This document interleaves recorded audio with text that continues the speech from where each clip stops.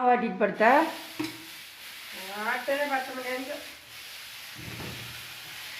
மாவு ஆட்டி மணி 11 மணி காலையில் ஏதாவது செஞ்சு கொடுத்தா பரவாயில்ல. மணி 11 மணி ஆகுது. 9 மணிக்கு சாப்பிட வேண்டிய சாப்பாடு.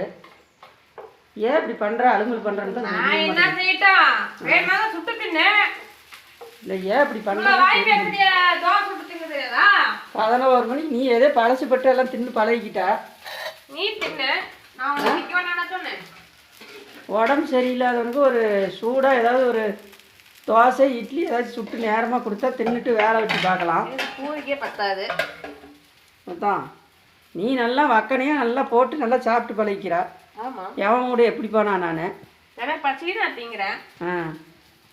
மீன் தின்னு எங்கே திங்கிறது? அங்கே தான் நல்லா பிரிச்சில் வச்சு எல்லாம் எடுத்து வச்சிடுறியா? எல்லாம் ஒலி வச்சுட்டு போயிடுறா.